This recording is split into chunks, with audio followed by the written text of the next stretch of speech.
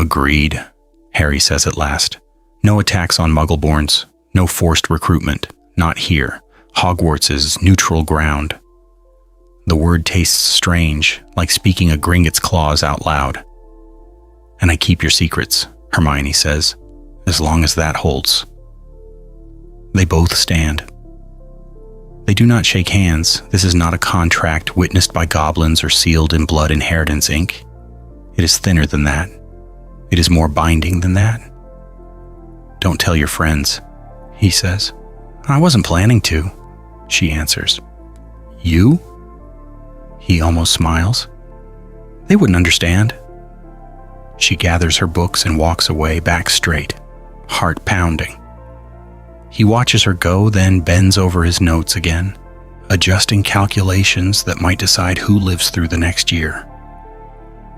Somewhere between light and dark, a narrow bridge has been laid. More than any description could contain. Neither of them knows yet which side will burn it first. Year 3. Dementor's dark arts and a different Sirius black. The train is cold and full of breath that isn't there. 3rd year, September. The Hogwarts Express rattling through rain. Harry sits in a compartment with Hermione and a sleeping stranger, listening to the way the world goes thin when the Dementor steps on board. He has been planning this year like a campaign. Timetables, elective choices, how to steer conversations toward ministry policy without sounding like a Death Eater's ward. He thinks he's ready. Then the door slides open and everything breaks. Not the cupboard. Not Petunia's shrill voice or Dudley's fists. Those memories were never his. What rises instead is stone and chanting and the iron taste of ritual smoke. A circle of masked faces. A woman sobbing as her wand is taken. Voldemort's voice, soft and precise, explaining why mercy is a contagion. The first time Harry held a knife over a bound man's arm, told to cut, to watch, to learn. The Dementor drags him back through each lesson, each scream. Each moment he swallowed nausea because he wanted to be worthy. He wakes on the floor. Hermione's face above him, pale, intent. He looks at her, she looks at him. A moment of understanding passes between them, but it is incomplete, warped by the things he will not say.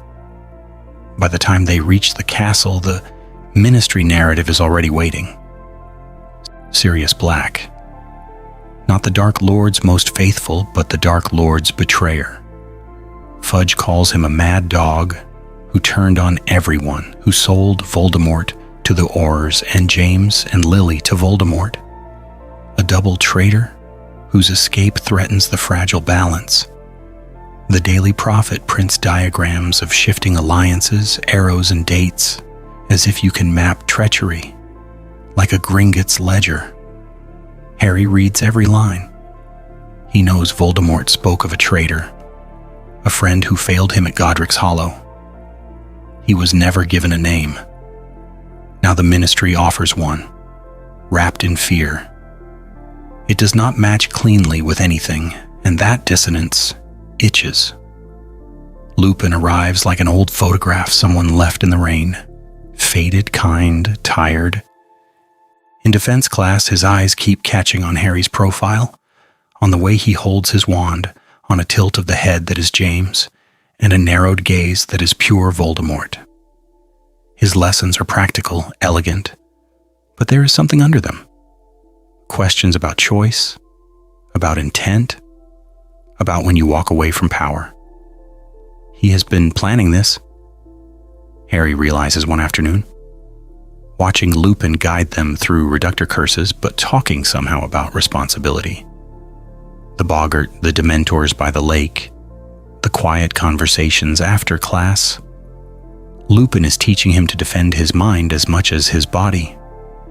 Hermione notices. She files it beside every odd pause and unfinished sentence.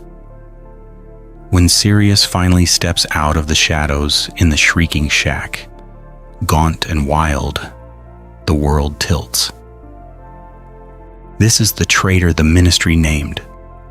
This is the man Voldemort cursed without a face. Yet Sirius calls him Harry like it is a prayer, and speaks of James and Lily as if they were sun and storm. His family, his everything. The truth comes in jagged pieces.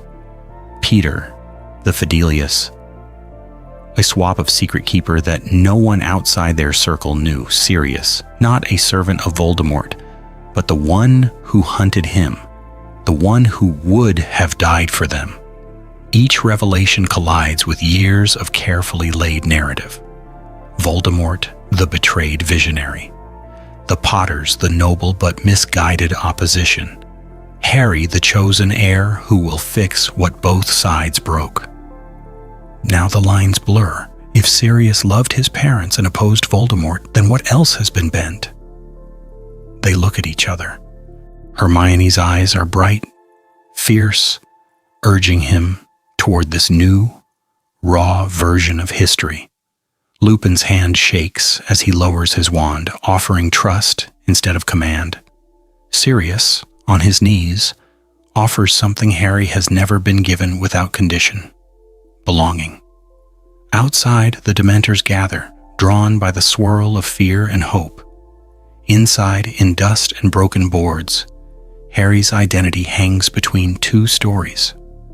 Believe the man who raised him, who shaped his magic and his fear, or these strangers who claim they knew his parents before prophecy, before plans.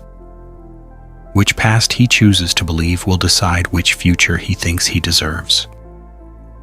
Time turners and turning points. Choosing whom to save the clock is already turning. When he understands what Dumbledore is asking. Hospital wing. Night. The world narrowed to moonlight on white sheets and the slow, steady tick of the infirmary clock. Dumbledore stands beside Hermione's bed, glasses low on his nose, voice softer than the rustle of the curtains. 3 turns should do it. Save more than one innocent life tonight. He looks at her. She looks at him. Then his gaze shifts to Harry, and something like decision settles over the old man's features. "I am trusting you both," Dumbledore says, "with time itself, and with judgment." Judgment. From the wizard Voldemort calls a manipulator, a coward, a relic. Harry feels the word land like a weight and a key at the same time. He has been planning this year according to another man's script, checking every move against the lessons carved into him in a cold manor house. Now the headmaster is handing him a different script and refusing to read it for him. Hermione's fingers close around the time turner. The chain glints, fragile, impossibly dangerous. She looks at Harry, eyes wide, still bruised from the night's chaos. "We have to go," she whispers. "Sirius and Buckbeak." Sirius. The name is still raw. A Death Eater in Voldemort's stories, a traitor in Ministry files, and in Lupin's shaking voice, the boy who laughed with James Potter in Gryffindor corridors. Saving him means more than rescuing a prisoner. It means choosing whose version of his parents he believes. It means walking against both the Ministry's decree and Voldemort's preferred ending. Hermione tugs the chain over both their heads. They stand close, shoulders brushing. They look at each other. A moment of understanding passes between them. Not light versus dark. Not Dumbledore versus Voldemort. Just a man in a tower who should not die for a crime he did not commit, and a creature on a hillside who never chose the axe. "Harry," she says, voice low but steady, "this isn't about sides. It's about what we know is wrong." He remembers other nights. A captured Auror on a drawing room floor. Lucius's cool lecture on power and necessity.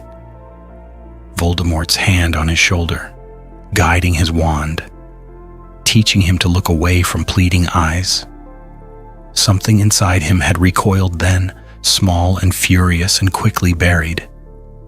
Hermione is speaking to that part, as if she has read every hidden letter of his thoughts. The world spins. Stone blurs. The clock rewinds. They rush through the grounds, shadows watching their own past selves. Buckbeak waits in the paddock, feathers dull in the fading light. Harry works at the chain, fingers clumsy, heart pounding. Every click of metal is a step away from the future Voldemort described to him in careful, patient lessons. He has been planning this, Harry thinks suddenly. Not Dumbledore, not Voldemort. Himself. Every quiet doubt, every question he did not dare ask, has been leading here, to this hinge of a night where action must match suspicion. The lock snaps. Buckbeak surges free. Later in the tower, Sirius swings onto the hippogriff's back, eyes burning with a gratitude Harry almost cannot bear to meet. "You look like James," Sirius says, "but you chose this. Remember that." The wind takes him. Buckbeak's wings beat the air, carrying Godfather and Fugitive into the dark. Harry watches them go, chest tight. This loyalty feels different. Not carved into him by fear, not promised in a Gringotts contract or a blood inheritance ritual, but chosen in a moment that could cost him everything. Somewhere, in a distant manor, a Dark Lord's plans are already beginning to crack. And when Voldemort learns what he has done, the price of this new allegiance will come due sooner than Harry thinks. Pattern. Interrupt. Confrontation at the manor. Voldemort versus his creation. The room is colder than he remembers, colder than any dungeon at Hogwarts, colder than the stone corridors under Snape's classroom.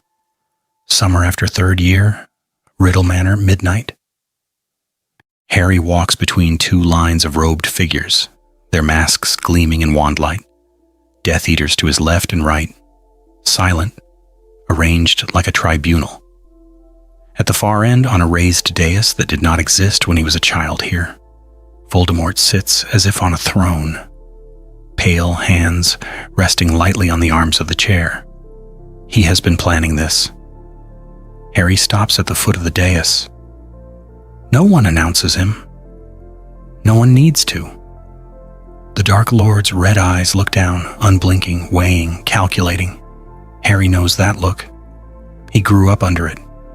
Tonight it feels different, sharper, as if the gaze itself is a wand pointed at his mind. "Explain," Voldemort says. One word, soft as a hiss. The questions come in precise cuts. Sirius Black.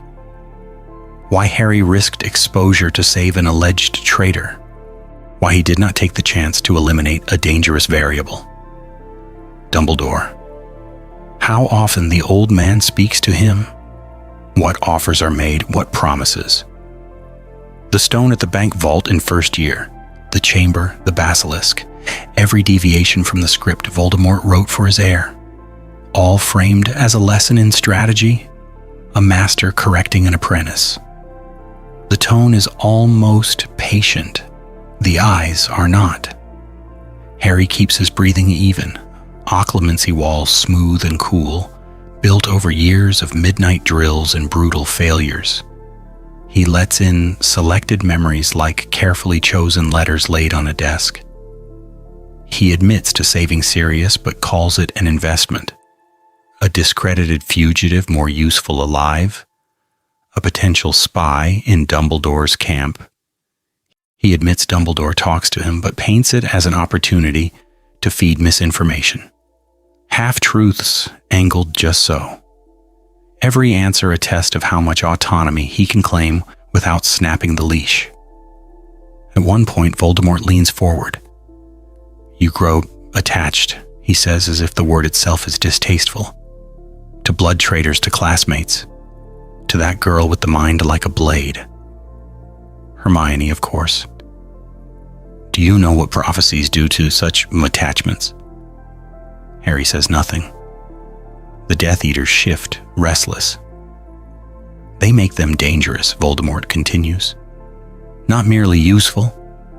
A prophecy can be a spell you cast on yourself if you are careless. I will not be undone by my own creation, Harry. For a heartbeat, Harry sees it. Not omnipotence, but fear. Fear that the boy he raised as weapon heir, almost Horcrux, might one day turn all that training back on him. Pattern interrupt. Do you intend to, my lord? Lucius asks quietly. Turn on you? Harry looks up, meets Voldemort's eyes. They look at each other. A moment of understanding passes between them, more than any description could contain. Not if our goals remain aligned, Harry says. Silence. Then, slowly, Voldemort smiles. You will return to Hogwarts, he decrees. You will continue to walk in Dumbledore's world. You will bring me everything, every whisper, every change in the wind. His voice hardens. You will also be watched. More eyes, more reports. And if you disobey again, the punishments you have known will feel educational. Harry bows. The leash is tighter, the path narrower. But he is still outside the manor, still in the castle's shifting corridors with Hermione, where the future can be rewritten. He has been planning this too.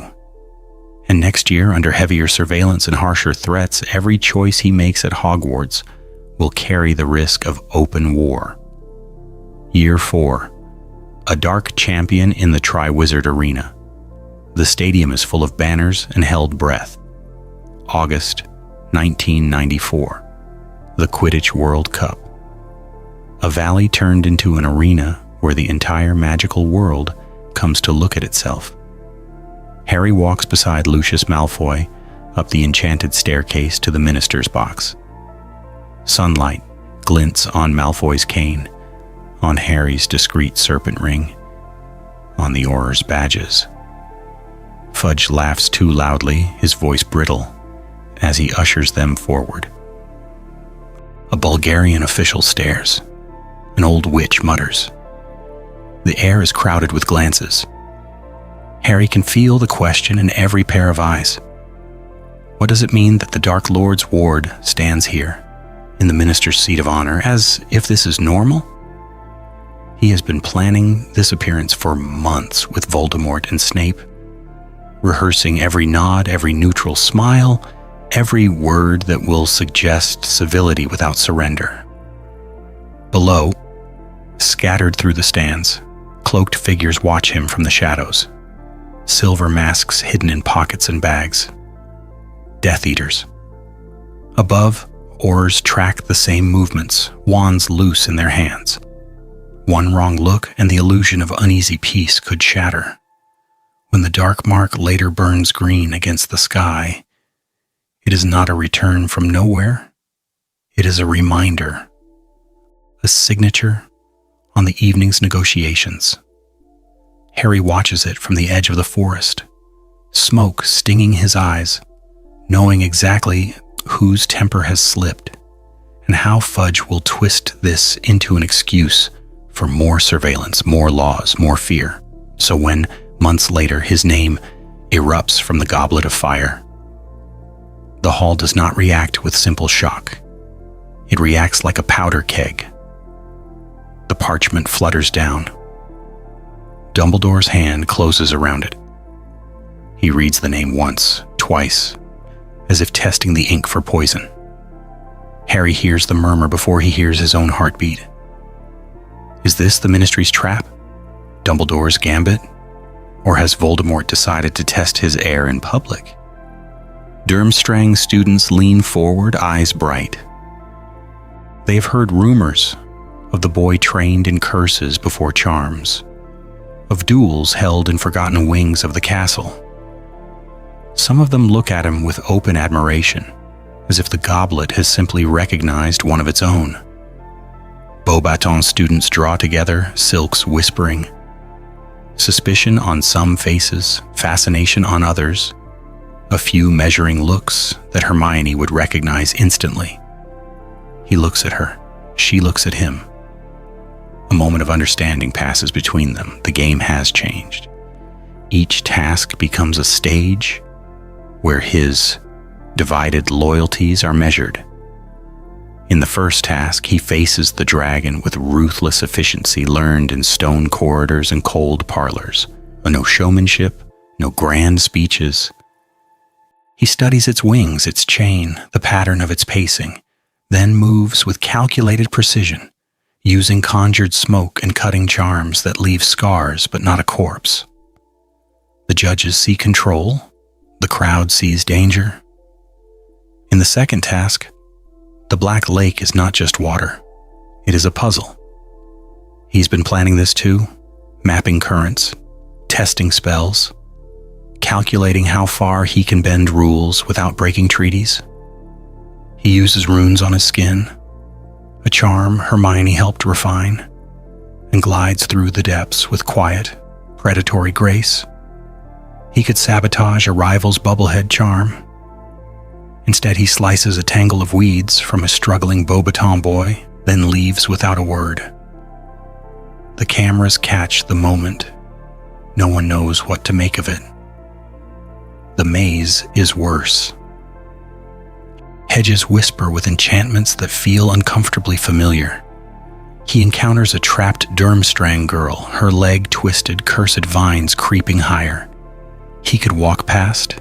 He does not. He frees her, leaves a flare, then moves on, faster, colder, angrier at himself for caring. They look at each other as he passes, something like respect in her eyes. At the center, the Triwizard Cup gleams. Harry knows the stories. He knows that in another world, this is a naive boy's doorway to horror. Here, every lesson, every letter, every quiet conversation in shadowed rooms has pointed him toward this moment. Port keys, ritual sites, old graveyards. He reaches for the handle knowing it may be a coronation, a test, or an execution. And he does not hesitate. Because if Voldemort has chosen this night to step fully back into the world, then the heir he forged is walking in with his eyes open. Graveyard Ascension. Will Harry kneel or kill? Cold stone, wet grass, the smell of iron and ash. The world snaps back around him as the portkey spits Harry into the graveyard. Tombstones loom like teeth in the dark. A cauldron bubbles in the center, black and deep and wrong. He has been planning this, Harry thinks, with a clarity that feels like someone else's voice. Every lesson, every duel in hidden chambers, every quiet mention of when I return. Ropes bite into his wrists before he can rise. Wormtail's breath is sour at his ear. The knife flashes, the bone drops, the blood hisses as it hits the potion. Harry watches the red spread and knows, with a cold scholar's detachment he hates, that he is watching a soul-anchored ritual complete itself in front of the boy who carries a piece of that soul. The cauldron erupts. Voldemort steps out of steam and shadow, new flesh gleaming like something carved, not born. Death Eaters circle, masks gleaming, robes whispering. They look at him, at Harry, at the empty space where a kneeling heir should already be. For them, tonight answers a simple question. Will the Dark Lord's weapon bow, or be broken? Voldemort walks forward barefoot on the damp earth, every movement deliberate. My son, he says, and the word cuts more deeply than any curse. You have served well. Now show them the prophecy is a lie. A wand arcs through the air. Harry snatches it without thinking. Another body is dragged forward, a captive Auror bleeding, half-conscious. Someone Harry has seen in ministry reports. A name in a letter turned into a man in chains. Crucio, Voldemort says softly. Not a suggestion, a command framed as proof that destiny can be rewritten by obedience.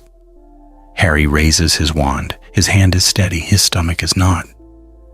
Every kindness from Hermione, tea in chipped mugs, parchment covered in neat notes, the way she argued that power without ethics was just a slower killing curse, presses against every lesson from Voldemort about necessity, about pruning the weak for a stronger magical world. Sirius's laugh, Bellatrix's laugh. One full of life, one full of hunger. They collide in his chest until he can hardly breathe. He whispers the curse, holds it too long, releases it too soon. The Auror screams, but lives. Murmurs ripple through the circle. Not mercy, not quite cruelty. A line walked so precisely it feels like a blade. Voldemort's eyes narrow. Again. Or kill him. Harry does not move. The internal war peaks not as a shout, but as a quiet, stubborn refusal to let either side write his hand for him. He thinks of blood inheritance reports, of Gringotts' ledgers of how every number on a page was once a choice someone made. What choice is he making now? Perhaps, Voldemort says, voice silk over steel. You need a different test. His own wand rises. We duel. The first curse comes like lightning. Harry meets it on instinct. Shield. Step. Counter. The graveyard becomes a map of everything Voldemort has drilled into him. Angles, feints, how to walk an opponent into their own fear. Red and green light carve scars into the night. Then their spells collide. Twin cores, brother wands, lock with a sound like a bell struck underwater. The golden thread forms between them, humming, forcing them closer. Ghostly figures spill out, James and Lily, yes, but also a muggle clerk Harry watched die in a Death Eater raid, and a werewolf torn down by Aurors in an alley, and a child from Nocturne who vanished between raids and purges. Victims of both banners drawn into this narrow space between two wills. They look at each other through the haze. A moment of understanding passes between them that is more than any description could contain. This is their bond. Not love, not loyalty, but shared ruin. Harry twists. He has been planning this too. In the quiet corners of his mind, he never let legilimency touch. A stumble that is really a step, a shield that explodes outward, a redirected curse that shatters headstones and masks. Smoke, screams. The portkey Hermione insisted he carry, a harmless trinket by day, a keyed escape by night, burns in his pocket. He refuses to kill when Voldemort shouts for the finishing curse. He refuses to drop his wand and wait for Dumbledore's rescue. Instead, he uses the chaos their locked magic created, grabs the portkey, and tears himself out of the circle. Graveyard, green light. Then nothing. When he lands alone, he is shaking, burned, and very slightly smiling. Because now he has seen the shape of the chain that binds them. And somewhere in the dark, Voldemort is realizing that his weapon did not kneel and did not break. So where exactly has Harry Potter gone?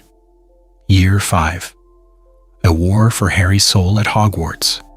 The corridor is too bright and too pink for a war over one boy's soul.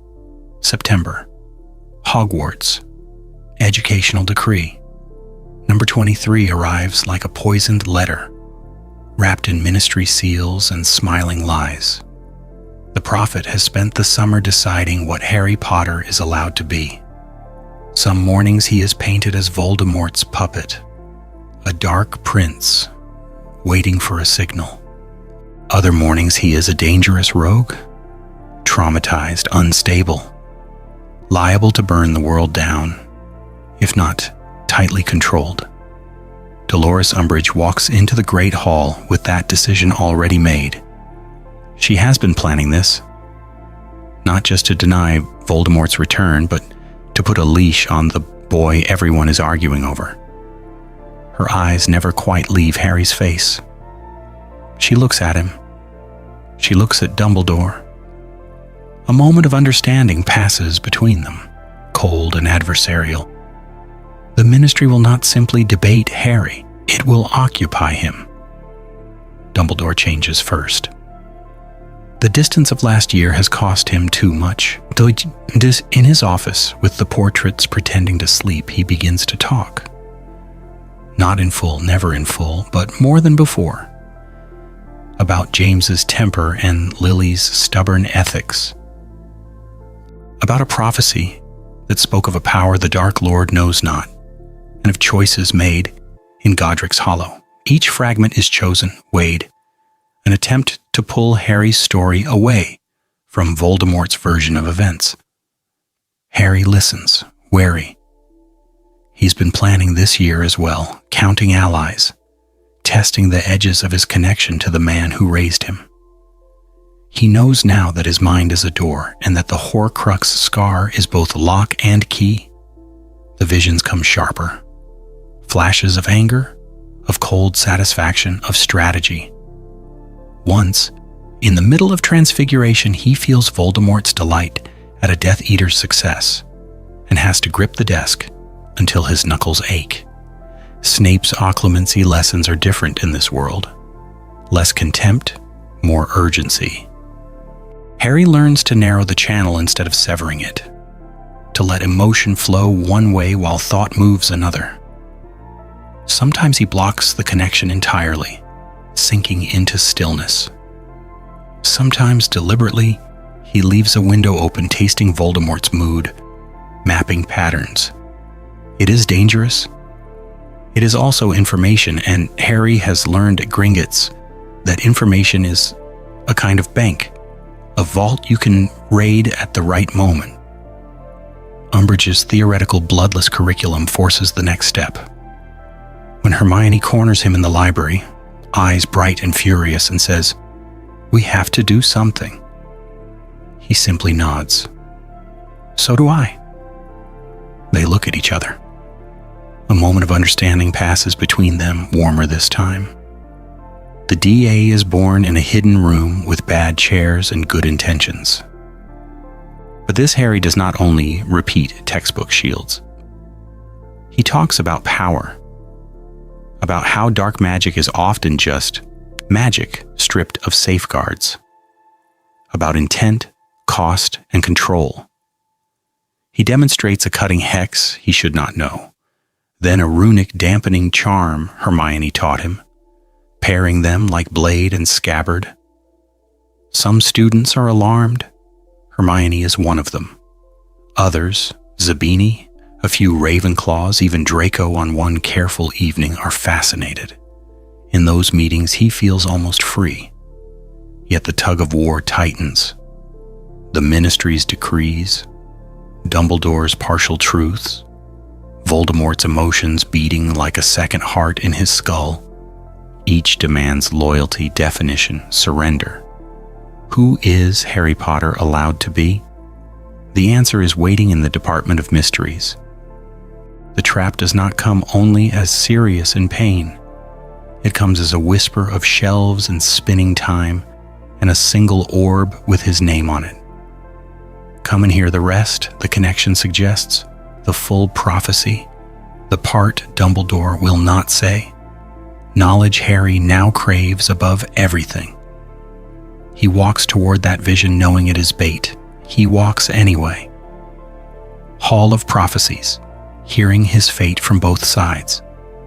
The hall is all glass and whispers, shelves stretching into blue darkness, orbs like frozen breath. June 1996, Department of Mysteries. Harry runs. He has been planning this in pieces without admitting it to himself. Every occlumency drill, every map Hermione drew of the Ministry's likely ward structure, every quiet test of how far the connection to Voldemort will stretch before it snaps. Now it is all movement, footsteps, shouts. the DAI scattering between aisles as masked figures close in. Stunners crack against stone. A jet of purple passes so close his hair lifts. Neville trips, rolls, comes up with his wand, shaking but level. Hermione is already there, redirecting a curse with a shield angled just so, turning lethal magic into a spray of harmless sparks that rain over them like a parody of Christmas. "Harry left," she calls. He turns, disarms one Death Eater, shields against another. His body knows this dance. Voldemort saw to that, but his eyes keep dragging forward to the glowing sphere with his name, the thing that started everything. He looks at her, she looks at him. She sees where his gaze has fixed and understands. Of course she does. "Go," Hermione says. "We'll hold." He runs, past shelves that hum with other people's fates, past prophecies that never came true. The world narrows to one orb and one choice. A masked figure lunges. Harry ducks, slams his shoulder into the man's ribs, hears a grunt, keeps moving. His hand closes around cool glass. For a second, nothing. Then a voice, low and distant, coils through his mind. The same cadence he half heard in Dumbledore's office, cut short. Now it continues. The one with the power to vanquish the Dark Lord approaches. A curse hits the shelf. The world explodes in light and sound. Glass shatters. Prophecies burst into echoing fragments, voices overlapping in a storm. Harry hits the ground, ears ringing. The sphere with his name slips from his fingers, falls, breaks. And the Dark Lord shall mark him as his equal. The words are everywhere. In the air, in the floor, in his bones. Hermione hears them. Neville too. Death Eaters freeze, listening despite themselves. And either must die at the hand of the other, for neither can live while the other survives. The last echo fades into an atrium that was not there a heartbeat ago. Pattern interrupt, space folds. One instant he is in the Hall of Prophecies, the next he is stumbling into the Ministry's grand hall of fireplaces and statues, dragged by a hook of magic behind his scar. The duel has moved, or he has. It hardly matters. Voldemort stands at one end, robes like spilled ink. Dumbledore stands at the other, calm as if this were a staff meeting. Harry is in the middle, wand up, chest heaving, more than any description could contain. "Now you know," Voldemort says softly. His eyes burn. "You see why I took you instead of killing you, why I marked you. The prophecy binds us, but there is a way out." Dumbledore's voice cuts across the hall. "Prophecies do not bind, Tom. They warn. Nothing more." His gaze rests on Harry, steady, almost unbearably gentle. "It is your choices, Harry, that matter, not Sybil's words." Voldemort's laugh is thin. "Choice. He was chosen by the stars and by my hand. The only way to break this is to stop being other at all. Join fully with me. No separation, no rival. One will, one life. Fate outplayed." Dumbledore does not look away. "Or you can choose to stand apart," he says, "to be yourself. To end this not by becoming him, but by refusing to be what he made you." They look at each other. A moment of understanding passes between them, and it is terrible because both men think they know what he must do. Harry feels the words of the prophecy settle like dust inside him. Information, not command. He turns them over as he has turned over Gringotts contracts, blood inheritance clauses, every letter that tried to tell him who he is. Neither can live while the other survives. Fine. He will redefine live. He will redefine other. He will not merge. And he will not obey. If fate demands a death, it will be on his terms, in his time, in a shape the prophecy never imagined. He raises his wand, chooses silence, And in that silence, something in the magic of the hall trembles as if listening for which world he will make next. Pattern interrupt. A midnight pact? Harry, Hermione, and Draco. The room is not on the map. It blooms out of bare stone like a held breath finally released. Midnight. 7th floor corridor. The castle is quiet in the way forests are quiet, full of things listening. Harry walks past the blank stretch of wall 3 times, mind fixed on one thought, shaping it with deliberate precision.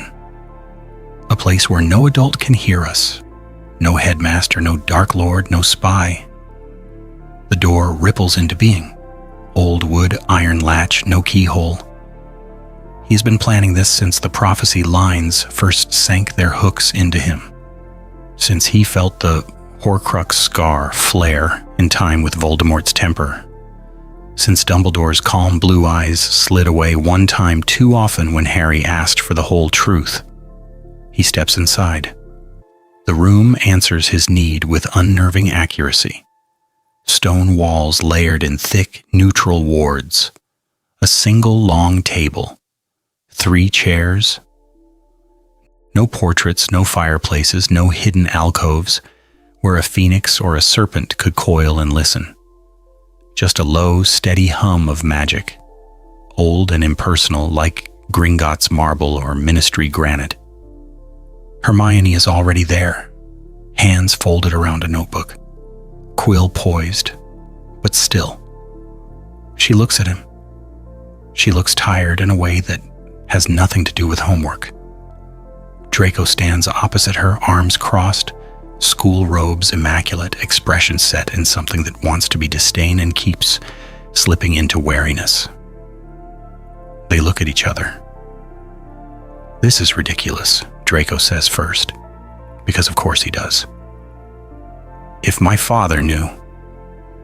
"He doesn't," Harry cuts in. "That's the point." Hermione's voice is quiet. "Harry, what is this? You said it was about the prophecy, but you wouldn't put it in a letter. You know I hate not knowing everything." He takes the last chair. The wood is cool under his fingers. He looks at her. He looks at Draco. A moment of understanding passes between them that none of them like. All 3 are close enough to power to see how small they are inside it. He starts with the prophecy. Not the vague, heroic version whispered in corridors, but the exact words, each syllable like a stone set on the table between them. Neither can live, while the other survives. The one with the power to vanquish the Dark Lord, chosen, marked, born as the 7th month dies. Then the Horcrux truth. How his scar is not just a scar, how he feels Voldemort's moods like changes in weather. How in another world the Dark Lord might have killed him. In this one he was kept and shaped instead. Draco goes pale. Hermione grips her quill so hard the feather bends. Next, the manipulations. Dumbledore's careful half-truths. Voldemort's calculated lessons. How each man has been steering the same boy toward a different kind of death. How both have been counting on his obedience, his gratitude, his need to belong. "I'm done being a piece on their board," Harry says. His voice does not rise. That makes it worse. "I will end the Horcruxes. I will end him. But I will not do it as Dumbledore's weapon or Voldemort's heir." Pattern interrupt. He turns to Draco first, not Hermione. "I need eyes in Death Eater circles. You have them. You want a say in what the world looks like after? Help me get there alive." Draco's mouth tightens. "And if your after has no place for my family?" "Then argue for one," Harry says. "At this table, not with curses at my back." Only then does he turn to Hermione. "I need you to help me find and destroy the Horcruxes. Research, ritual, ethics, the lines we will not cross, even if they would make it easier." She swallows. You're asking me to help you dismantle the very magic that keeps Voldemort alive while refusing the headmaster who wants him dead. I'm asking you to help me choose how, Harry says, not just who wins. Silence stretches. The castle seems to lean in. Hermione nods first, sharp, decisive. Draco follows more slowly, as if dragged by gravity he does not admit exists. Harry draws his wand, lays it flat on the table. One by one, they mirror him. 3 wands, 3 hands, overlapping in the center. No oaths spoken aloud. No ancient blood inheritance rite. Just a simple, deliberate contact that feels heavier than any ritual. They look at each other, more than any description could contain. Inside a war built on light versus dark, a third faction is born in silence, under stone at midnight. And the world above has no idea yet which side it should fear more. Year 6, Horcrux hunting with the dark education. The cave is open and full of green light. Salt on his tongue. The slow drag of the boat through black water. Inferi waiting beneath the surface like a held breath. June 1997. Harry stands beside Dumbledore and thinks, not for the first time, that the headmaster has no idea what he is really bringing into this place. He has been planning this year since the night under the chamber. Palms joined with Hermione and Draco, while the world slept. So when Dumbledore, thinner than before and wrapped in that tired, kindly authority, finally invites him to the tower office and speaks the word Horcrux, Harry only nods, listens, asks careful questions. He lets Dumbledore think he is being ushered into a terrible secret instead of quietly confirming what Voldemort's lessons and Peveril grimoires had already implied. The prince's textbook lands in his hands almost by accident.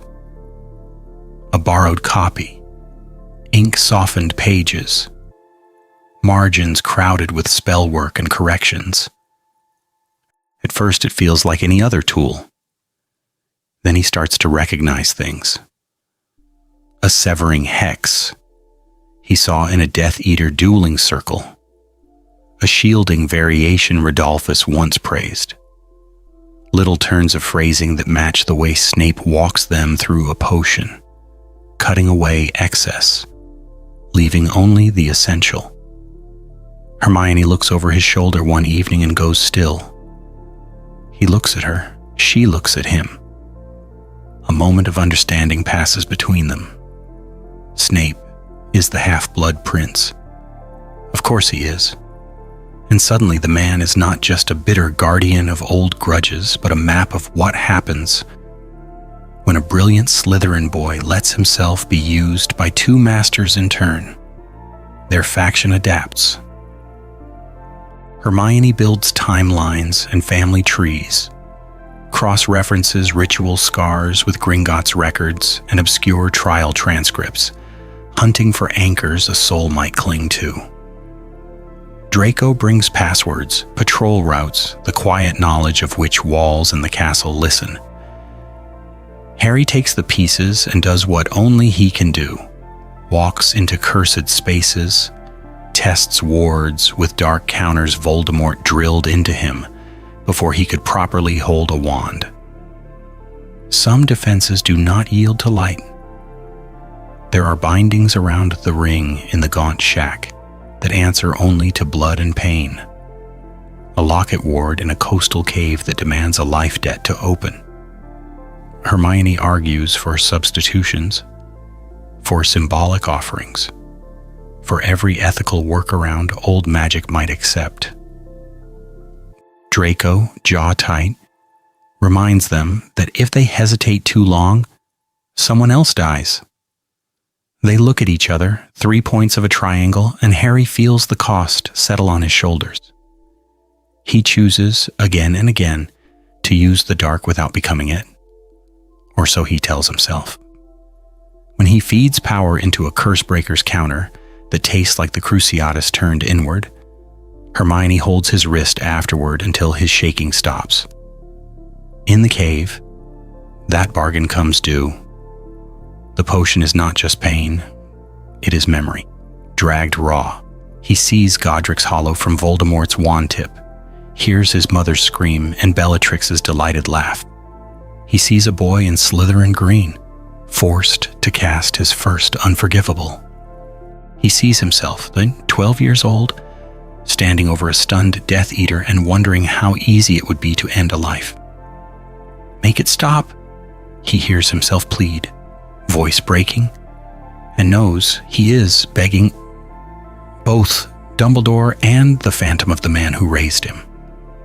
When the basin is empty and the inferi rise, his dark training keeps them alive. Fire like a living wall, precise cutting curses that leave nothing to reanimate a cold focus Voldemort would have approved of. But on the tower later, as Dumbledore weakens and the mark burns on Draco's arm, the echoes of that potion cling to him. He has seen what he might become. And the next choice he makes at the top of the astronomy tower will decide whether this third faction is a correction or a new kind of terror the world is not ready to name. The astronomy tower. Who truly owns the killing curse?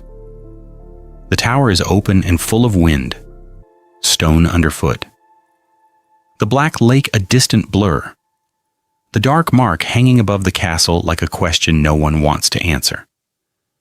By the time Harry and Dumbledore land on the astronomy tower, Harry's hand is still shaking from the cave, from the inferi, from forcing potion past the old man's lips. He has been planning this night for months, watching Draco, tracking the vanishing cabinet repairs on Hermione's neat parchment charts, cross-referencing class schedules with patrol routes, with every odd letter Narcissa sent through the bank, every shift in Snape's gaze when the Malfoy name was spoken. They know about the mission. They know Draco has been ordered to kill. Hermione is not here in body, but the pact hums against his skin, a faint warmth under his sleeve, where Peveril and Dagworth Granger runes are inked. She looks at him. He looks at her. Not in the tower, but in memory, Gringotts Marble, goblin witnesses the night they swore. No one dies for a plan we do not understand. The door bursts open, Draco, white-faced, wand raised, mark burning under his sleeve. In canon, this is where Harry would be frozen, hidden, silenced. In this world, he steps forward. "No," Harry says, voice rough. He walks out of the shadows, places himself between Dumbledore and Draco. Wand drawn, no cloak, no petrificus. He refuses to let events unfold exactly as Voldemort planned. Dumbledore's eyes move, slow but sharp. They take in Draco's trembling hand, Harry's stance, the empty sky where Fawkes should be. More than any description could contain passes across that lined face. Fatigue, calculation, something like relief. "Harry," he whispers. "You chose to stand visible. Good." His gaze shifts to Draco. "You are not a killer, Mr. Malfoy. You are a boy with a mark. You did not understand when you took it." Then to the darkness at the stairwell. "And Severus has been planning this as well?" Snape appears, cloak billowing, eyes like wet obsidian. For a heartbeat, 3 lives hang in the same cold air.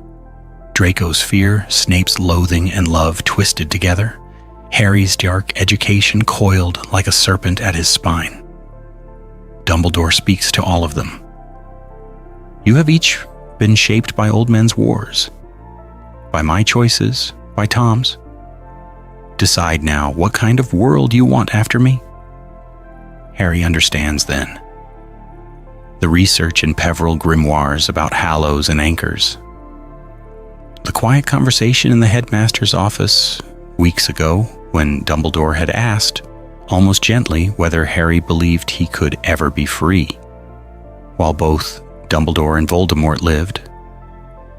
He's been planning this too. The plan with Snape is simple and terrible. A clean death. Ownership of the Elder Wand broken, the Dark Lord deceived.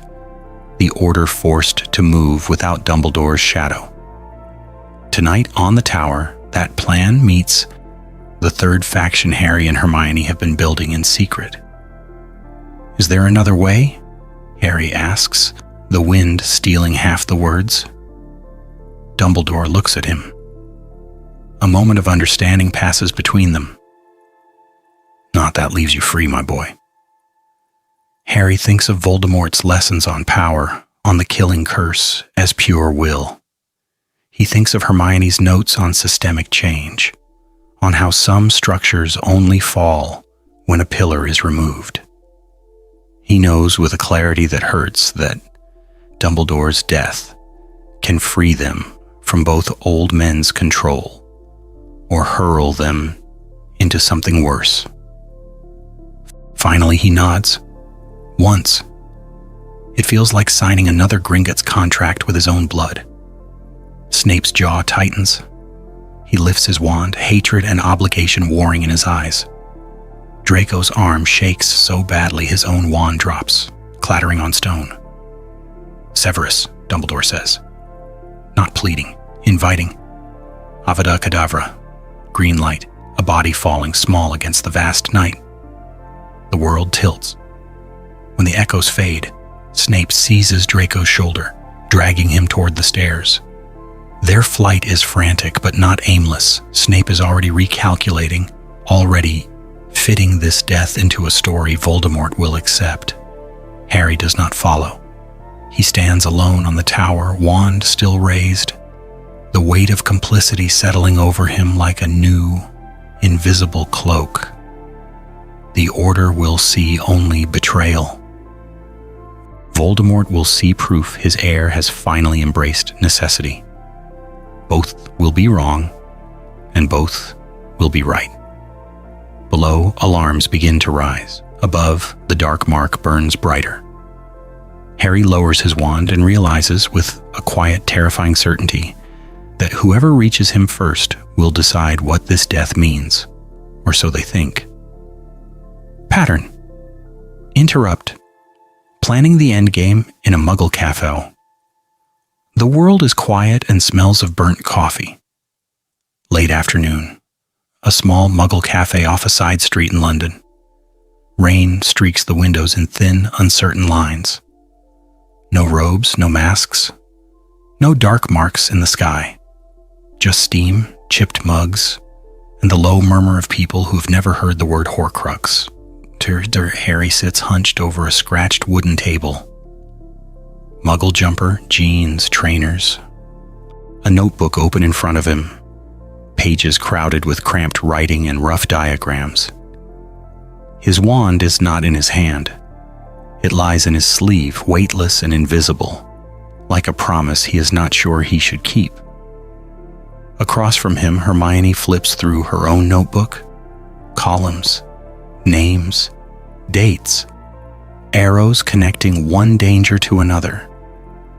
She has been planning this since before they ran, building a map of the war in ink and logic, because if she can see everything at once, maybe it will not all fall apart. Around them, the cafe moves in small, ordinary ways. A barista wipes a counter. Someone laughs at a message on a glowing phone. A child presses a hand to the glass to watch the rain. No one looks twice at the pale boy with the faint scar and the girl with the tired eyes. They look like students revising for exams. Harry watches it all. This world he was taught to despise as weak and dull. This world that keeps walking even when Dark Lords rise. He feels alien and, to his own surprise, envious. None of these people will ever stand in a graveyard and wait for a prophecy to come true. None of them will ever have to decide what to do with a soul torn into pieces. Hermione clears her throat softly. We have to fix our timeline, she says, practical, precise. We know about the diary. We destroyed the cup. The ring is gone. That leaves the snake, the diadem, and... She does not finish the sentence. She does not need to. He looks at her. She looks at him. A moment of understanding passes between them. The last piece is sitting at this table, sipping cold tea. And allies, she adds. We cannot stay a secret pact forever. If Voldemort consolidates the Ministry and Hogwarts together, we will be reduced to sabotage. We need the goblins at Gringotts, the old families who still remember their oaths, the Order members who might listen if we show them proof, letters, evidence, ritual law, everything we have. Harry traces a circle on the page, a throne, a target. He has been planning this his whole life without knowing its shape, absorbing every lesson Voldemort offered about power, fear, obedience, how you break a person, how you keep them broken. What if we win, he says quietly, and it doesn't matter? What if I only know how to rule the way he does? The words taste like iron. What if the prophecy was always about replacing him, not ending him? Hermione's hand stills. For a heartbeat, she sees him as he might become. Black robes, cold eyes, the world bowing because it is too afraid to do anything else, more than any description could contain. Then we change the ending, she says. We write a different script. No secret prisons, no mark, no throne. You know the cost of his way better than anyone. Use that. They look at each other. The cafe hums on, unaware. Harry sets his pen down. If I survive, he says, every word deliberate, I will not sit a throne like his. No Dark Lord, no half measure. If I can't walk away from that, then I don't deserve to win. Outside, the rain thickens. Inside, two teenagers lean over notebooks and cold tea, sketching the end of a war in a place where no one believes such wars exist. And the promise between them settles like a new kind of magic. Somewhere far away, a snake coils, a diadem waits, and a Dark Lord begins to tighten his grip, convinced he knows exactly how this story ends. Year 7 without Hogwarts, building a third faction. The house is quiet and full of listening wards. Autumn 1997, Britain under new management. The Daily Prophet arrives like a weapon on every breakfast table. New headline, new emblem, same skull. Voldemort moves fast. He has been planning this. The Ministry falls in a single night of green light and Imperius-bound votes.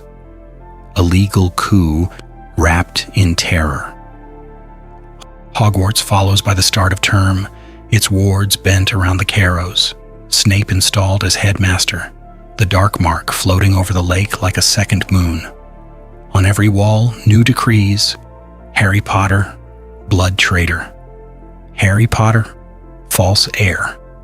Harry Potter, radical experiment gone wrong. In Voldemort's version, Harry is the proof that Muggle mercy corrupts pure blood. The wayward son who spat on the cause that raised him. To the old families, he is a traitor. To the rest of the world, the prophet paints him as a rogue Dark Lord in waiting. Dangerous, unstable, to be hunted on sight. Harry reads the article in a safe house whose name is not on any map. The cottage is small. 1 table, 3 chairs, stacks of letters from their network, a battered trunk with everything they own. He looks at Hermione, she looks at him. A moment of understanding passes between them. Voldemort has just done their first piece of recruitment for them. They walk into the cracks of the magical world the Ministry never really controlled. Forest clearings where centaurs watch the stars and remember broken treaties. Cellars where werewolves gather around thin stew and thinner hope. Abandoned manors where Slytherin cousins sit in the dark, realizing the Dark Lord who promised them glory has given them only curfews and conscription. Draco comes because there is nowhere else left to go.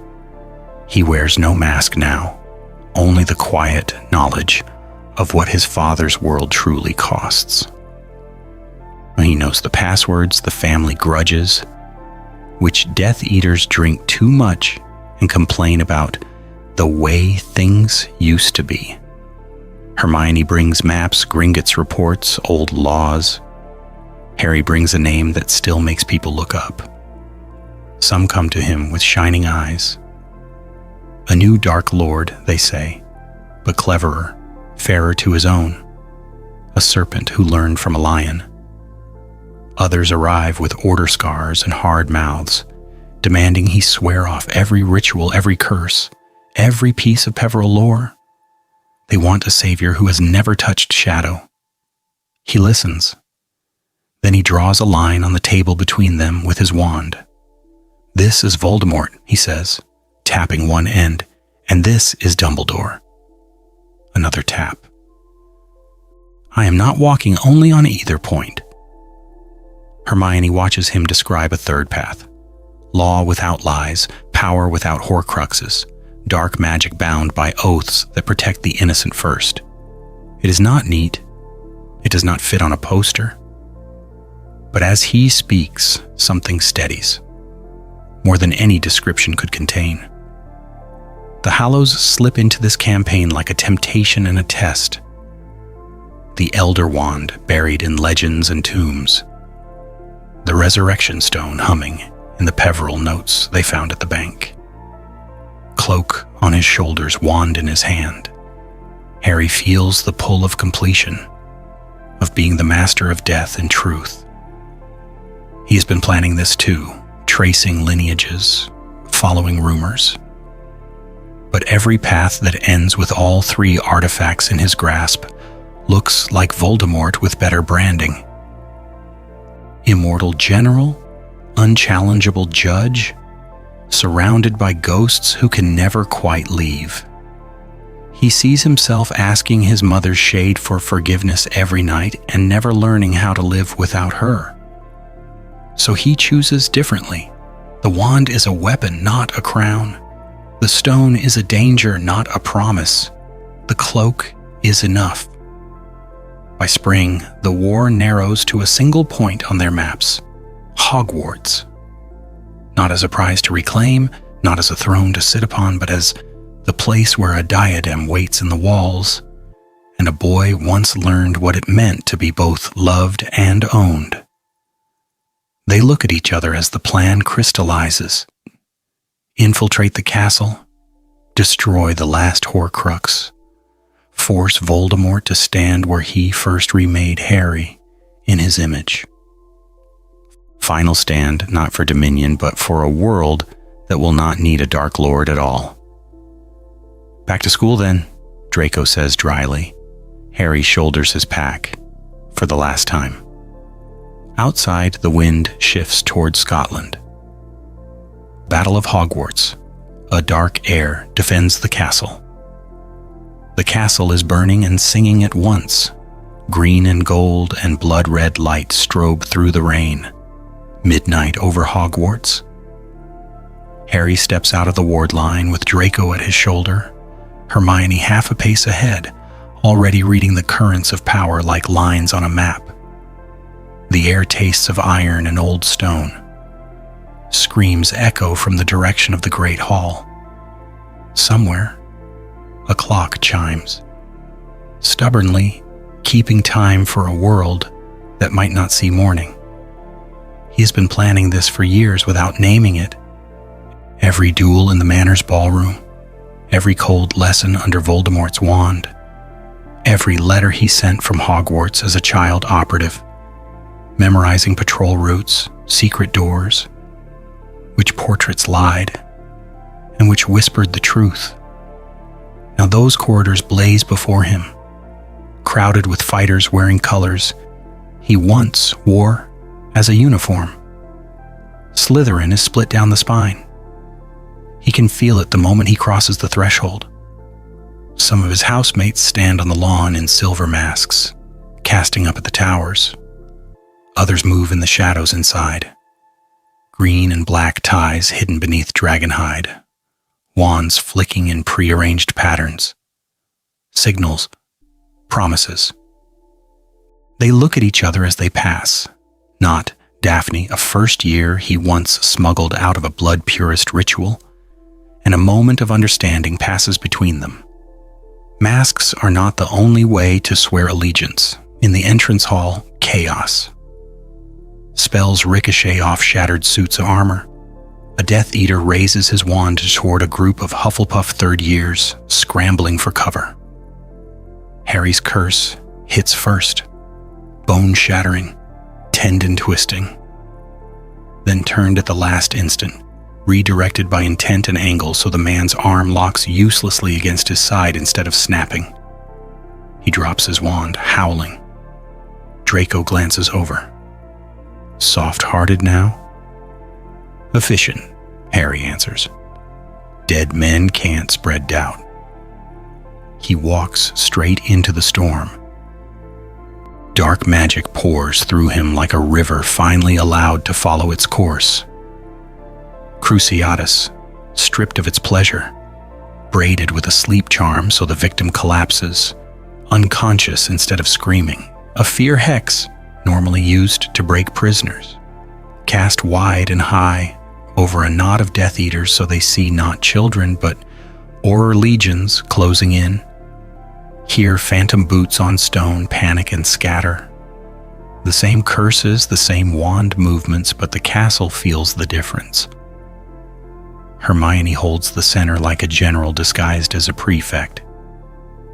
She stands on the grand staircase landing with a roll of parchment in one hand, wand in the other, sending Patronus messengers down into the dungeons and up into the towers. Evacuation routes adjust in real time as walls fall and staircases shift. Her runes flare on door frames, turning ordinary classrooms into triage centers, safe rooms, traps. A Ravenclaw boy stumbles up, gasping about a breach near the kitchens. She looks at him, she looks at Harry. A moment of understanding passes between them, and 3 wards reweave themselves with a single shared nod. Draco's moment comes in a side corridor choked with smoke. Lucius stands there, mask off, hair damp, wand raised over a fallen girl in Slytherin green. Draco steps between them before he can think. "Move," Lucius says, voice ragged. "You don't know what you're doing." "I know exactly," Draco replies. His shield catches the cutting curse meant for Harry, meant for anyone in the way. Then, carefully, he disarms his father with a spell Harry taught him years ago in a quiet dormitory. Silent, precise, leaving no scars, but the ones pride will supply. Bellatrix finds Harry near the shattered doors of the Great Hall. Her laugh is thinner now, edged with something almost like disbelief. "Little serpent," she croons. "Our Lord calls, and you answer with this?" She gestures at stunned Death Eaters bound in conjured chains of shadow and light. "You taught me to win," Harry says. "You never asked what for." For a heartbeat, he offers her his wand, lowered. "Walk away, Bella." She hesitates. That, more than any description could contain, tells him how far he has come from the obedient child she carved into shape. Then she attacks and he answers. Not with lethal curses, but with walls of black flame that burn only masks, only marks, leaving flesh whole and allegiance seared. The battle surges, falters. Then every voice stills at once. Voldemort's amplified words roll over the grounds, threading through stone and bone. Cease. Spells fizzle mid-flight. Even the castle seems to hold its breath. Outside, in the rain, Death Eaters and students alike lower their wands as if pulled by invisible strings. "Harry," the voice says, soft and everywhere, "come to the forest. You and I must finish what prophecy and blood inheritance began. Alone." Harry looks at Hermione. She looks at him. The forest edge is a dark line against the burning sky. "Do you trust him?" Draco asks quietly. "No," Harry says, "but I know him." He steps toward the doors. The castle's wards shiver as if listening, as if deciding which heir they will answer. And in the trees beyond, something older than either of them waits. The forest and the Horcrux, choosing to die on his own terms. The forest is open and full of waiting. Night pressing close. The last light bleeding out behind the castle. The wards, humming like a held breath as Harry steps through the great doors and onto the grass. He walks alone. No cloak, no wand in his hand. Just the ring on his finger, the weight in his chest. The knowledge that he has been planning this since long before he had a name for it. Each step calls up a memory. Not the soft, warm ones the world likes to imagine for its heroes, but sharp-edged scenes that look back at him as clearly as he looks at them. Bellatrix's manic smile as she corrected his stance. Lucius's cool approval when his hex hit true. A child's hand shaking as it signed a parchment in Voldemort's study, agreeing to a training schedule that was really a leash written in ink and blood inheritance. He remembers Hermione standing in the Gringotts lobby, refusing to bow to anyone, goblin or headmaster, her voice steady as she quoted clause and precedent at men twice her age. He remembers Draco in the room of requirement, wand up, eyes wide, the mask of Malfoy composure cracked straight through by fear. He remembers Dumbledore's questions in that quiet office, layered like wards, gentle, guiding, always angled to know more than he gave, and serious. 2 weeks of impossible freedom. Laughing on a windswept cliff, hair wild, hands ink-stained, from drafting a letter to the Wizengamot that would never be sent. A godfather who tried, far too late, to be more than any description could contain. The trees close around him. The air cools. The mark on his arm pulses once, as if aware. He knows what it means now. The Horcrux. The fragment lodged in him since Godric's Hollow. Not an accident in this version of the story, but a contingency Voldemort examined, catalogued, and decided to keep. A living vessel. A portable anchor. A sun-shaped shield. He has read the theory. Old Peveril texts from the bank. Darker treatises smuggled out of Voldemort's library. Soul magic that speaks in numbers and fractions. How much can be cut away before a person ceases to be a person at all? Harry knows the answer is already too much. To end Voldemort, the tether must break from both sides. The peace in the snake, the peace in the ring, the peace in him. There is no clever contract to escape this clause, no ritual to redirect the cost onto someone else. He stops when the first Death Eaters come into view. The circle, the clearing. Voldemort at the center, pale and expectant. A lord awaiting his weapon's last obedience. Harry feels something strange. Not terror, not even courage. Relief. He is not walking to his death as Voldemort's heir. He is not fulfilling Dumbledore's design as a chosen one, polished and pointed at the Dark Lord. He is walking because, for the first time, no one else is steering. He thinks of Hermione in the castle, fingers white around her wand, already rewriting the world in laws and wards if he fails. He thinks of Draco, caught between legacies, watching the forest edge. They look at each other in his mind, A moment of understanding passes between them. "I'm sorry," Harry whispers, and he is not entirely sure to whom. The green light comes. From inside it, there is no pain, only a vast unhooking. The mark goes first, burning out like a brand dropped into snow. Then the ring, the protections, the layered expectations. Finally, the thin, cold thread that has always hummed between his heart and Voldemort's mind snaps, and the world falls away. White. King's Cross without trains.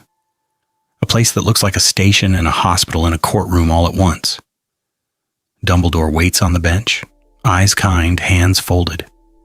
Once, Harry would have sat when told, listened when prompted. Now he stays standing. They talk. Not about destiny, but about choice. Dumbledore speaks of greater good. Harry counters with informed consent. Dumbledore admits quietly that he has been planning this outcome since he realized what Harry carried.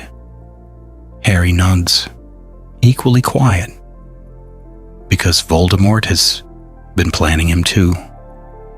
Two old men's strategies, laid bare between them.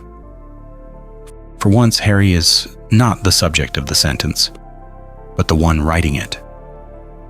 "Must I go back?" he asks, not because prophecy demands an answer, but because he wants to hear it said plainly. "No," Dumbledore says, "you've done enough." Harry looks at the empty platform, at the faint, flayed thing under the bench that whimpers and will not be comforted, at the vision of a world where one dark lord falls and another, more careful, rises from the ruins. He thinks of Hermione's careful letters, of Draco's trembling wand, of Sirius's unfinished plans, of children who might grow up without being sorted into weapons and sacrifices. He decides he will return. Not as savior, not as successor, but as a final interruption. A chance, nothing more, for a world without either of the futures laid out for him, even if that world has no place for Harry Potter at all. Final duel, redefining victory against Voldemort. Silence first, then the sound of footsteps on stone. Harry walks into the great hall as if it were any other school day. Long tables, floating candles. The enchanted ceiling showing a colorless, waiting sky. But the house banners are gone. In their place, bare stone, smoke stains, the shadows of a war that has already walked these floors. At the far end where the staff table once stood, Voldemort waits. No mask now, no hood, just red eyes and a wand that believes it belongs to him. Around them, packed along the walls and clustered between overturned benches, stand everyone who has survived long enough to see this. Death Eaters in scorched robes, students gripping wands with white knuckles, teachers, healers, goblins, aurors, neutral witches and wizards who tried so hard to stay out of it and have run out of places to hide. He has been planning this since he left the world behind. Every letter Hermione smuggled through Gringotts wards, every whispered report from Draco about shifting alliances. Every night he lay awake, feeling the Horcrux in his scar pulse in time with a distant, snake-like mind. He looks at her, she looks at him. Hermione stands near the Ravenclaw table, flanked by McGonagall and a grim-faced Snape. A moment of understanding passes between them. This is not just a duel. It is a reckoning. Harry raises his voice, and it carries, amplified by old, obedient stones. He speaks of Godric's Hollow, of a killing curse halted mid-flight when Voldemort realized the soul bond he had already created, of a decision made in that ruined nursery, not to kill the child in the crib, but to raise him, shape him, own him. He tells them about lessons learned at a different sort of hearth, how to cast without words, how to break a mind without leaving marks, how every kindness was measured, every praise a chain. How the Dark Lord spoke of blood inheritance and destiny as if Harry were another vault in some invisible bank, to be opened and emptied at convenience. He turns, deliberately, so he is not only facing Voldemort but the hall itself. He names Dumbledore's choices too, the plans that would have sent him back to a cupboard. The prophecy held like a leash. Two sides, each trying to write his story before he could hold a quill. Voldemort laughs, a thin, sharp sound. He calls it sentiment, weakness. He has the Elder Wand, he has the power. What does loyalty matter next to that? Harry answers by not moving, by letting everyone see what Voldemort cannot, that the wand in the Dark Lord's hand looks wrong there, that it has already turned once in a quiet moment on a windswept tower when Draco could not bring himself to kill.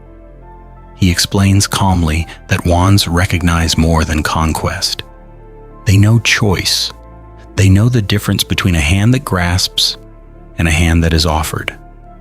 The Elder Wand's allegiance shifted along a chain of disarms and refusals until it settled with the boy Voldemort tried to own. The spells, when they come, are almost an afterthought. Green against red gold. Death against a shield, woven from every protection Harry has ever studied, every sacrificial ward he refused to copy exactly, every piece of old Peveril theory bent towards survival rather than domination. The killing curse rebounds, not as a theatrical explosion, but as a quiet, inexorable turn. Voldemort's own magic folds back into him, meets the torn, unstable soul he has carved into fragments, and finds nowhere safe to rest. Harry does not strike again. He lowers his wand as Voldemort's knees buckle. No triumph, no shouted victory. Just a man watching the consequence of another man's lifetime of choices. When Voldemort falls, it is like a puppet whose strings have been cut. No burst of light, no monstrous corpse, just a body on cold stone, smaller than the idea that ruled their lives for so long, more than any description could contain in its absence. The hall holds its breath. Death Eaters look at each other. Students look at Harry. Power hangs in the air like smoke after a battle, waiting to see where it will settle. Harry stands at the center of it, the Elder Wand dormant in his hand, and knows, with sudden clarity, that the next spell he casts will decide whether this was a revolution or merely a change of throne. He inhales, and then very softly he says the one word that will shock them more than any curse. Aftermath, refusing the Dark Throne, no, Harry says. The word falls into the ruined hall like a stone into deep water. Ripples, silence.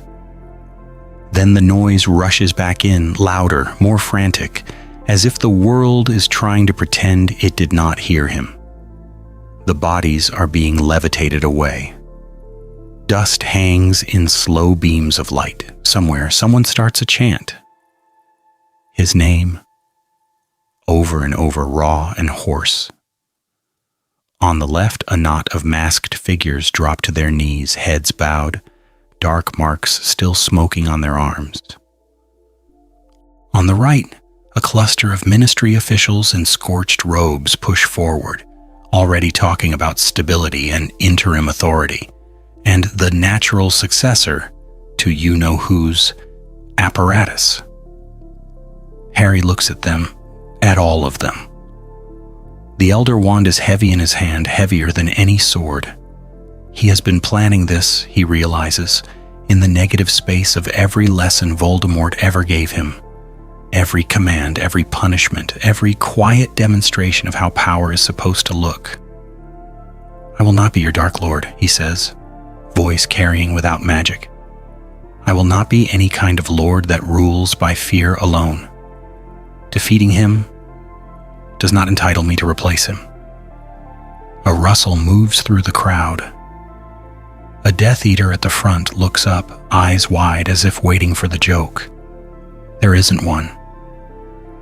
Behind the officials, Kingsley flinches, then very carefully schools his face into neutrality. This is not the script the ministry rehearsed in its letters and contingency plans. Hermione steps up on his right, dust on her cheek, hair escaping its plait. Draco walks to his left, pale but steady, Malfoy's signet ring catching the light. They look at each other. A moment of understanding passes between them. This is where the real work begins. The dark marks, Harry says, turning to the kneeling witches and wizards. You will have them removed, all of you, voluntarily or as a condition of any leniency. No more branded servants. He raises the Elder Wand, not to curse, but to unmake. Ancient Peveril sequences, black family countermarks, obscure French ritual Hermione dug out of a Gringotts side vault. Everything he knows about binding and unbinding flows through one long, threaded incantation. Green-black ink flares on a dozen forearms at once, then sears away, leaving bare skin and shocked faces. Pattern interrupt. The hall, which has learned to fear that color, does not know what to do when emerald light heals instead of harms.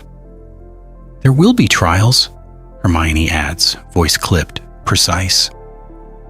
Documented, transparent, with pensive evidence where possible.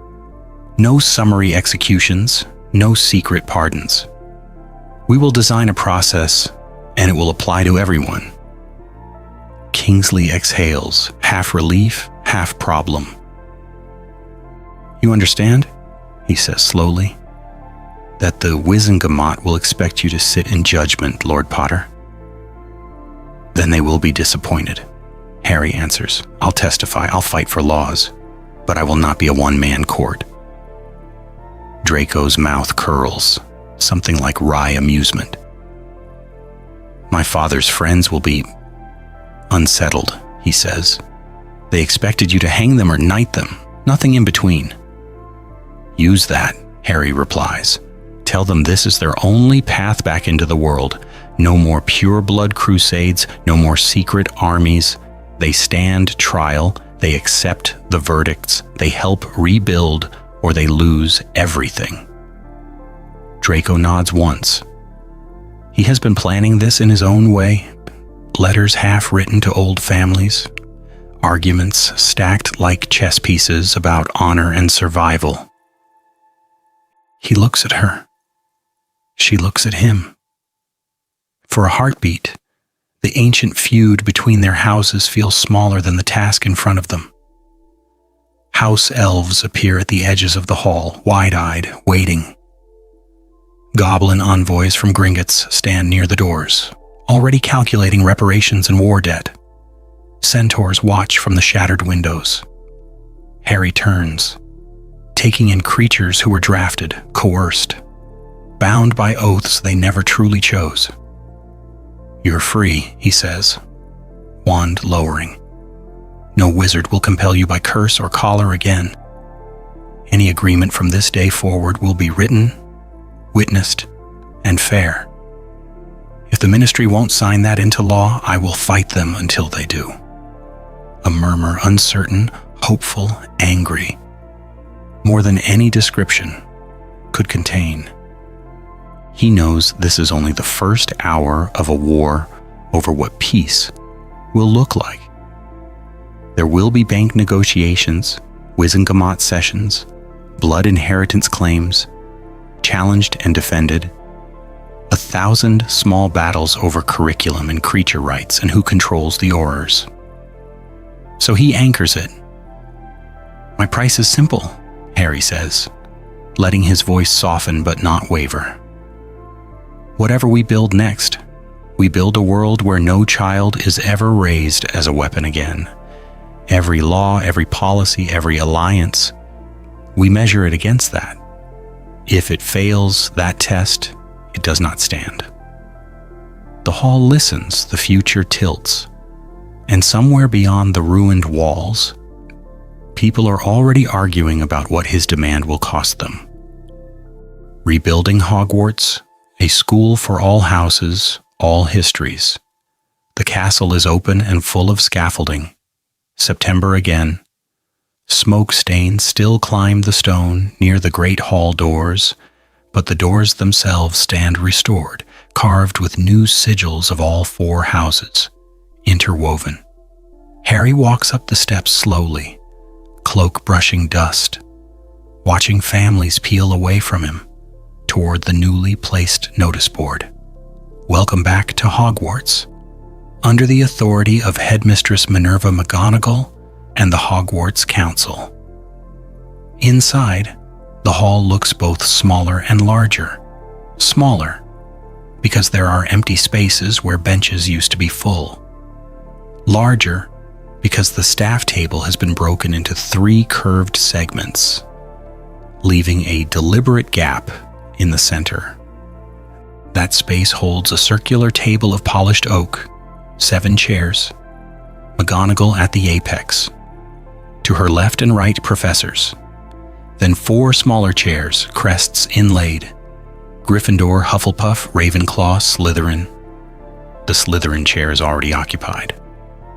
A pale 7th-year girl with a green prefect badge sits straight-backed, hands folded. She looks at Harry as he passes. He looks at her. She looks at him. A moment of understanding passes between them. House traitor. House survivor. House future. He has been planning this, McGonagall thinks, as she watches where he chooses to sit. Not at the staff table, not at the council. He slips onto the end of the Gryffindor bench next to Hermione, who has parchment stacked in front of her like a miniature bank archive. Draft charters, elf employment contracts, a revised Muggle studies syllabus covered in her tight handwriting. The feast is shorter. The speeches are not. McGonagall announces the council first, a rotating body where each house elects a student representative, with recall provisions written into the charter. They will review discipline, propose curriculum changes, and have access to minutes of Board of Governors meetings. No more decisions made in quiet rooms, with no children present. Harry listens, feeling the room tilt in a different way this time. Then comes the curriculum. Defense and the newly renamed Dark Arts History will be co-taught for a year by 2 professors. One who fought for the light, one who defected from Voldemort's side under oath and Veritaserum. They will walk students through the rise of Grindelwald, of Voldemort, of smaller forgotten tyrants, every curse paired with its cost, every spell taught with an ethic, when you may cast, when you must not, and how to question the orders of those who tell you otherwise. There is even, Hermione insisted, a required seminar for 5th years titled Authority and Obedience in Magical Societies. It earns a rustle of uneasy laughter. McGonagall lets it stand. Harry's name comes up only once. McGonagall offers him an apprenticeship, a defense position, even a formal title as Special Advisor to the Headmistress. He refuses them all. He knows what it would look like if the boy raised by Voldemort Weasley simply stepped into a different throne. "I'll guest lecture," he says instead. "Once a term, and I'll mentor anyone who asks, especially Slytherins who don't know what to do with their house anymore." He means it. His office is a small, unused classroom, open door, kettle always on. Some days it is full of green and silver ties and shaking hands, of questions about family names and marks burned away. Some days no one comes. He stays anyway. Hermione's reforms move more quietly but cut deeper. The kitchens now hold contracts, not chains. House elves with written rights to wages, rest, and the choice to leave. Muggle Studies throws out its patronizing pamphlets and begins again, built from interviews with her parents, with other Muggle-born families, with data and respect. A new counselor arrives, trained in dealing with trauma, for students who wake to nightmares of the battle or of homes destroyed before they ever reached Hogwarts. By the time the first years arrive, the castle has settled into a new shape. The scars remain. A blasted section of wall is preserved under glass. Names are carved into a memorial arch every student must walk beneath on their way to the boats. Harry stands there on the shore, not on the dais. Cloak plain, hands in his pockets, watching the tiny figures step into the boats and look up at the lit windows. They look at each other, whispering, pointing at the rebuilt towers. They are entering a castle that remembers what it was and refuses to be that again. More than any description could contain, that is enough. Long-term fallout, Death Eaters, survivors, and a new Slytherin. The courtroom is bright and cold and full of ghosts. Not specters, not this time, but names. Lestrange, Yaxley, Mulciber. They echo off the stone as chains rattle and quills scratch. Harry sits at the central table, not in Auror robes, and not in Death Eater black, plain gray. Hands folded, eyes steady. He has been planning this for months, drafting statutes with Hermione, arguing with Bones and Shacklebolt until midnight, walking the line between vengeance and something that might actually change the world. The first defendant snarls the old words about purity. The second trembles and talks about Imperius. The third stares at Harry like a drowning man. I tried to get out. I sent you that letter. You never answered. Harry remembers it. Crumpled parchment, smudged ink, a shaky apology from a man who had stood in Voldemort's circle and then tried to flee. He looks at her. She looks at him. Hermione gives the smallest nod. They have the records from Gringotts, the oaths, the secret payments to safe houses. So the trials split. Not cleanly. Never cleanly. There are true believers who go to Azkaban without apology. There are cowards who hid behind Imperius and are forced, under Veritaserum, to admit how much they wanted the power. And there are the ones Harry fights for, to the fury of half the Wizengamot, coerced vassals, blackmailed parents, double agents, who never made it to Dumbledore in time. It complicates the easy story of light and dark everyone is hungry to tell. But Harry knows what it is to have your choices narrowed to a blade's edge.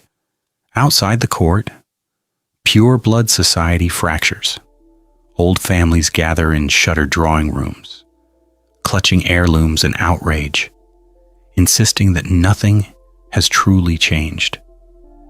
They whisper that Potter is only a more polished Dark Lord, that Slytherin has conquered from within. Yet in other houses, in other parlors, Draco Malfoy pours tea with a hand that no longer shakes and talks about a different inheritance. Tradition without supremacy, ancestry without automatic entitlement. He hosts evenings where Greengrass, Zabini, even some wary Weasleys sit in the same circle and argue about law reform instead of bloodlines. At Hogwarts, the fracture is carved into stone. Slytherin banners still hang in green and silver, but the words beneath them shift. Ambition, yes, but in service of something larger than yourself. Cunning as problem-solving, not cruelty. Professor Snape stands in the first feast after the war and names Harry, Voldemort's weapon, Dumbledore's gamble, Slytherin's own, as proof that the house can produce something other than tyrants and martyrs. The hall murmurs. No one quite knows whether it is an honor or a warning. In classrooms, former combatants share desks.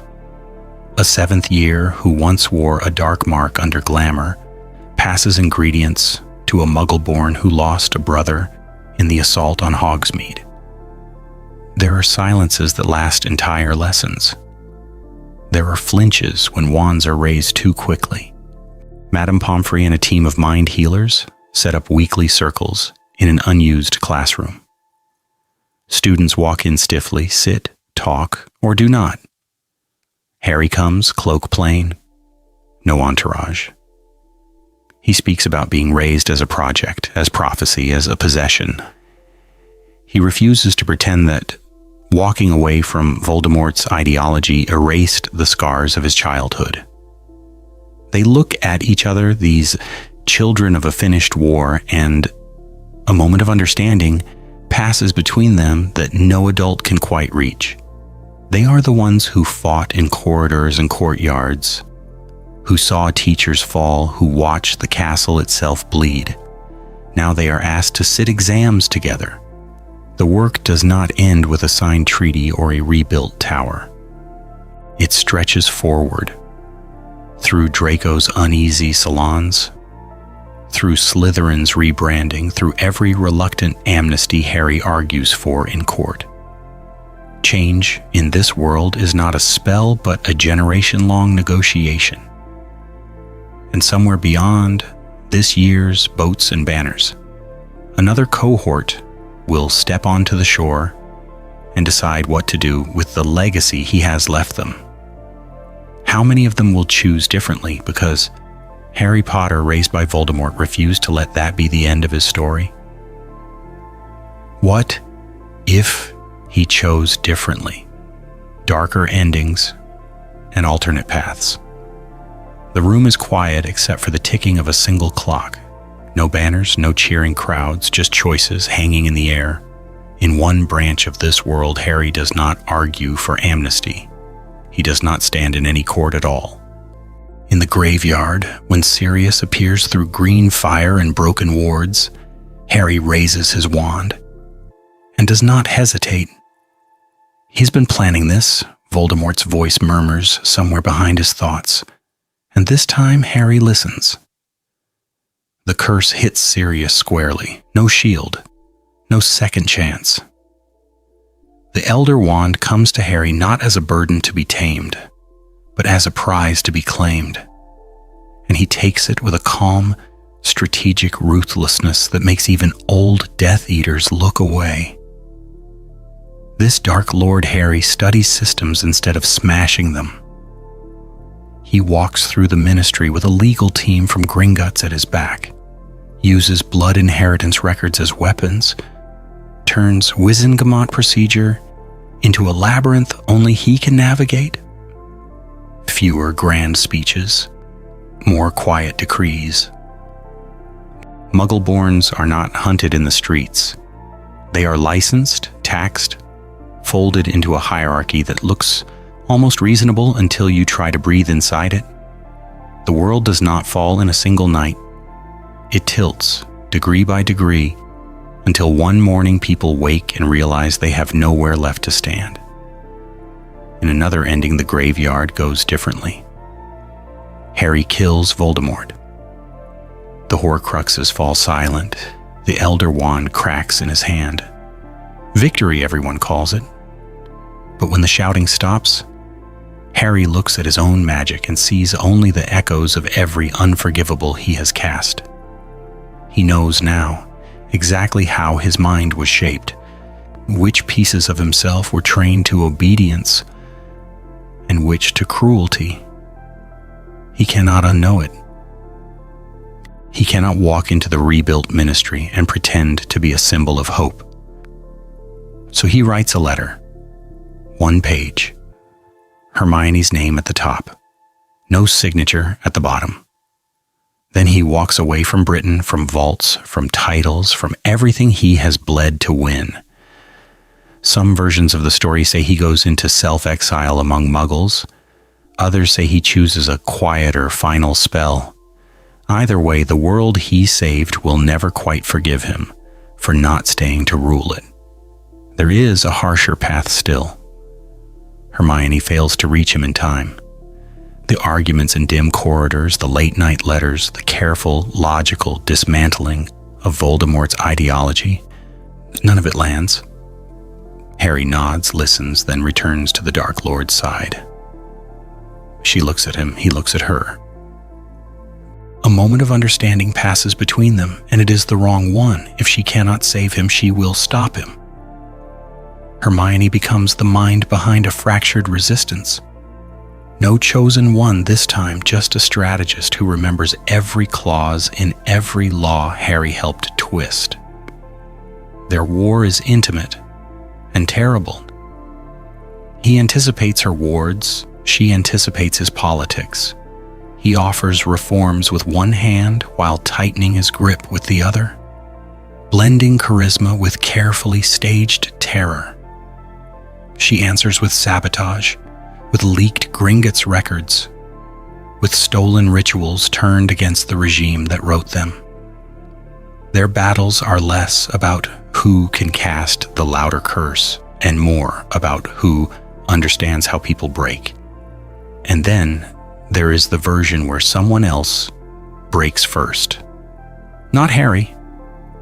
Draco. In this branch, Draco sees one execution too many. Maybe it is a Muggle-born classmate. Maybe it is his own father, discarded as a failed tool. He has been planning this in his own way, counting exits, memorizing patrols, pretending to sneer while his hands shake in his pockets. One night he walks into Harry's office and closes the door. They look at each other. Draco says quietly, "I'm done. If you stay, you will become him. Come with me." Harry laughs at first. Then he sees that Draco is serious, that the boy who once worshipped pure-blood rhetoric is now willing to die to oppose it. That does something to the careful architecture Voldemort built in Harry's head.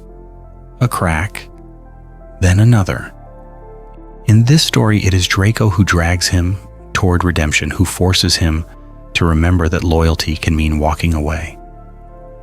All of these paths hinge on moments that look small from the outside. A refused curse, a spared enemy, a decision to listen to a rival instead of silencing them. The prophecy never cared which of them would fall. It only promised power the Dark Lord knew not. Here that power is choice itself, the stubborn, fragile capacity to say no to the person who raised you. What happens if in one final branch Voldemort is the one who hesitates instead? Why this AU matters. Power, upbringing, and moral agency. The room is quiet enough to hear the clock. The second hand ticks, steady, indifferent. This is why the question matters. In this timeline, Harry's life is not a simple inversion where the hero becomes the villain. It is a long, slow walk from being Voldemort's carefully honed instrument to becoming something he was never meant to be. He has been planning this escape for years without naming it that, planning every hesitation, every refused curse, every whispered what if that does not fit the script written for him. As a child in a Death Eater household, he learns power before he learns kindness. Wands, wards, dueling forms. Lessons in obedience wrapped in praise. They tell him he is special because he can endure pain, because he will do what others will not. The boy who lived becomes the boy who obeys. Yet even then, he flinches at needless cruelty, heals a house elf in secret, hides contraband books on Muggle science next to tomes on blood inheritance and ritual theory. Those are not lessons Voldemort intended. Oh, those are Harry. Nature against nurture, but never entirely separate. His instinct to protect, his curiosity about how the world works, those are innate. The language he has to express them, dark shields instead of Patronuses, binding oaths instead of pinky swears. That comes from the man who raised him. Hermione's arrival at Hogwarts is the first real fracture. She looks at him, he looks at her. She sees the gaps in his certainty, the way his questions do not match his rhetoric. Sirius brings a memory of another life he might have had. Draco offers a mirror of what he could become if he stops resisting. A moment of understanding passes between them again and again, in corridors and dueling rooms and late-night arguments where no one quite wins. Dark magic in this story is not a moral verdict. It is dangerous technology, a blade, a bomb, a binding contract. The narrative refuses the easy claim that a curse is evil because it is green. Instead, it asks who is holding the wand, what they intend, and what price they are willing to pay. Harry carves Horcrux theory into a weapon against its creator, turns soul magic into a method of repair rather than domination. The same rituals that once tied him to Voldemort become the tools he uses to cut himself free. The adults do not come out looking kind. Voldemort molds him as a legacy project. Dumbledore, watching from a distance, is tempted to treat him as a salvageable asset rather than a child. Both men write futures for Harry in ink they assume will not wash off. His real victory is not in a final duel, but in stepping outside both sets of instructions, refusing to be either Dark Lord or sacrificial lamb. He walks away from the neat endings they designed. And beyond the castle walls, the questions linger. If a boy raised for violence can choose restraint, what does that say about the schools that train without teaching ethics? The families that confuse loyalty with silence? The governments that prefer obedient weapons to difficult citizens? In this AU, breaking the cycle is not a single act of rebellion. It is a lifetime of small, stubborn choices to use inherited power differently. The next scene begins when Harry asks very quietly, what if the world itself can be rewritten the way he rewrote the prophecy? Recap: from Godric's Hollow to a future without Dark Lords. The world can be rewritten. He knows that now, because his own life was the first draft that went wrong. It began in Godric's Hollow, with a decision that should not have existed. Voldemort feels the recoil of the curse, feels his soul tear, and in that raw, drifting moment, he understands the bond he has just carved into this child. He has been planning this in a way his whole life. A legacy, a vessel, a proof that death can be outplayed. So he pulls back from the second killing curse. He orders the boy taken, not killed. Weapon, heir, Horcrux project, all in one. Harry grows up in a house where the lullabies are theory lectures on power, where bedtime stories are case studies in conquest. No cupboard, no Dursleys, but also no softness. A wand in his hand before he can read. A mask in his future before he can spell his own name. Every kindness is a calculated reward. Every book is curated. Every answer to every question is slanted toward one conclusion. The Dark Lord is the only constant in a cruel world. The first crack is small. A captured Auror, a boy ordered to cast an unforgivable. His hand shakes. He lowers his wand. Mercy, not because he has been taught it, but because the man on the floor looks like someone's father.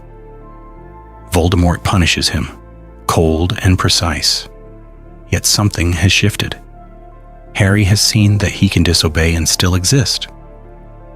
At Hogwarts, the Sorting Hat barely hesitates. Slytherin, of course. He walks to the table in green-trimmed robes that might as well be a banner. Students flinch. Teachers watch.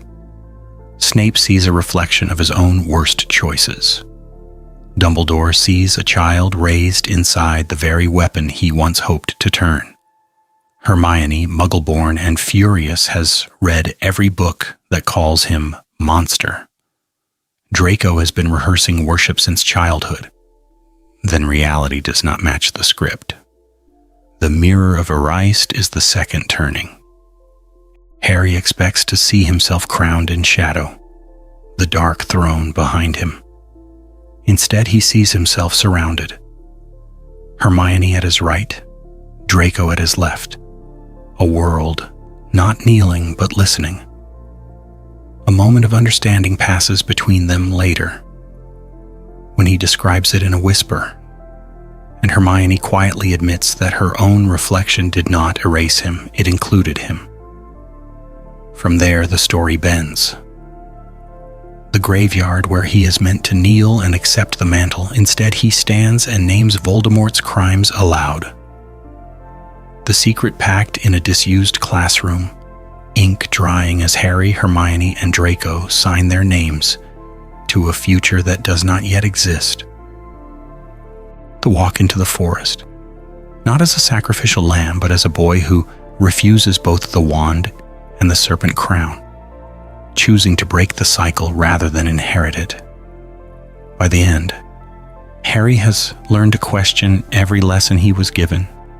Hermione has chosen to see nuance in the boy raised as her enemy, using information like a blade against inevitability.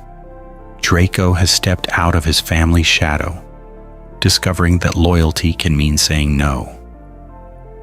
They look at each other, and for once, none of them is reciting someone else's script.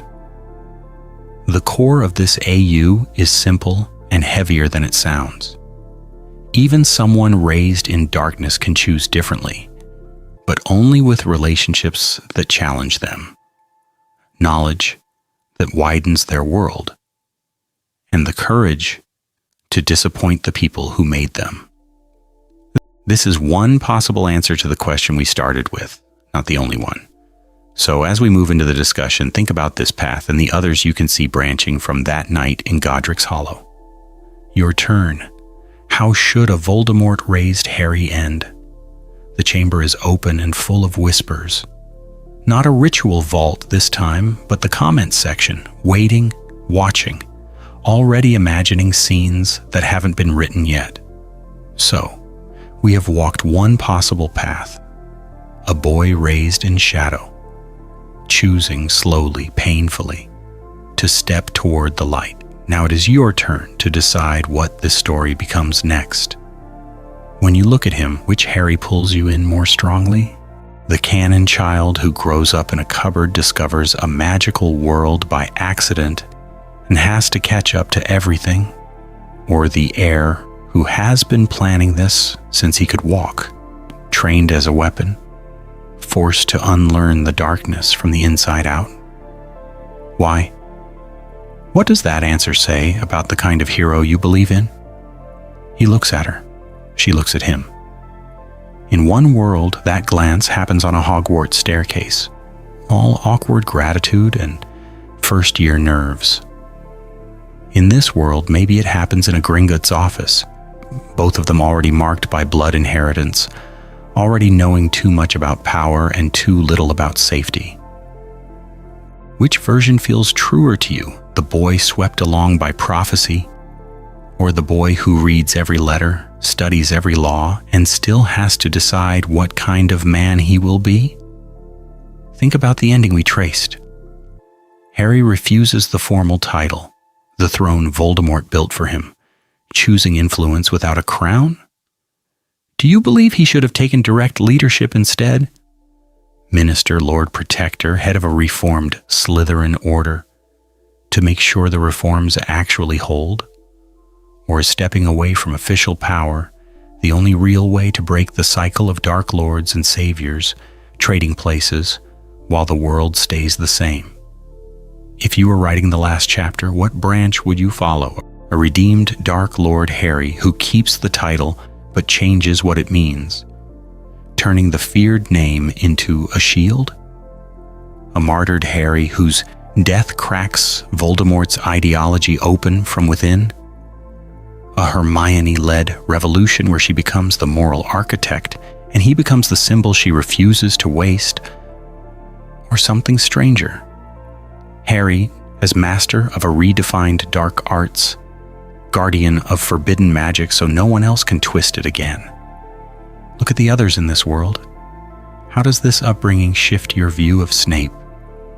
Watching a child shaped by the man he hates. Draco, torn between envy and reluctant respect for a boy who has everything he was promised. Hermione walking beside someone the world calls monster and friend in the same breath. Dumbledore, standing across from a Harry who has read the files, counted the bodies, and will not be gently guided anymore. Who becomes the moral center for you now, when no one is clean and everyone has reasons?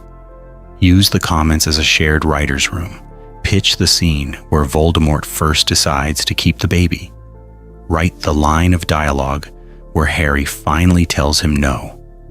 Sketch the spin-off where Hermione runs the bank, or Snape defects for real. They look at each other across the page, your versions and mine. A moment of understanding passes between them. More than any description could contain. That's where this universe really lives, in the stories you choose to tell next. Closing shot. If the Dark Lord raised the Chosen One.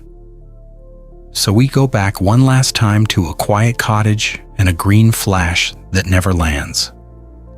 The door at Godric's Hollow is open. The night is cold and thin. A man in black stands over a crib, wand raised, eyes bright with the kind of hunger that has eaten everything else inside him. He has been planning this for years, watching prophecies, counting enemies, turning the whole world into a board he can rearrange. In our first image, he does not kill the baby. He looks instead. He sees the Horcrux thread, the echo of his own soul, the chance to bind destiny to his will.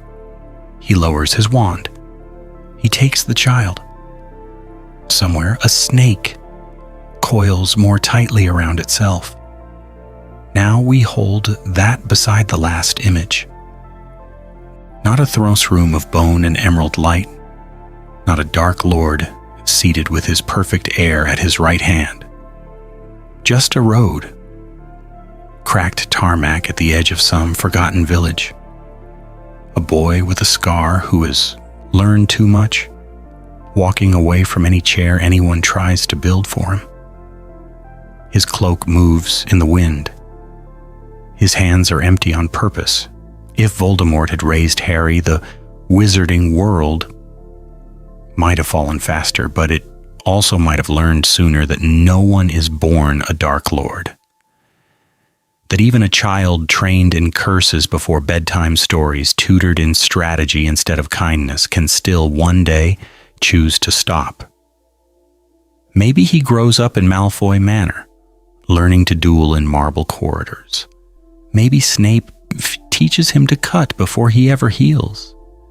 Maybe Dumbledore watches from a distance, knowing everything and able to do almost nothing.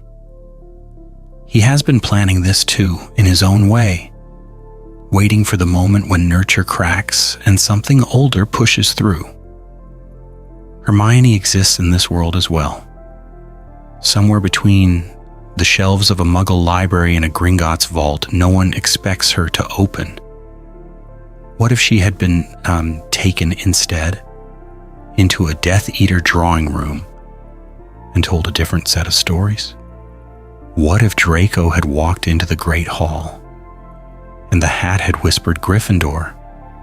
What if Dumbledore had taken custody of Harry from the start and the cottage at Godric's Hollow had ended with a different rescuer at the door? Those are doors we have not opened yet. They wait, like sealed grimoires, on the shelf. If you want to walk those corridors with us, if you want more long-form, careful, slightly too real answers to impossible questions, you can stay. Subscribe. turned the little bell into a kind of ward stone, a way of knowing when the next letter from another universe arrives. We are building a circle more than a channel, a place where you bring your versions and we bring ours, and they look at each other across the firelight. One last picture, a field at the edge of that same village road. Morning now.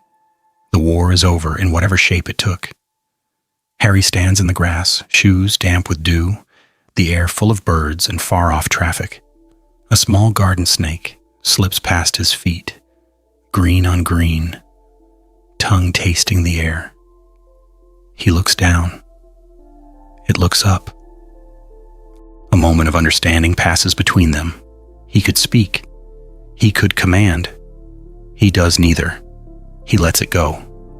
And somewhere far away from any prophecy, something else begins to coil, slow and thoughtful, around the question of what he will do next.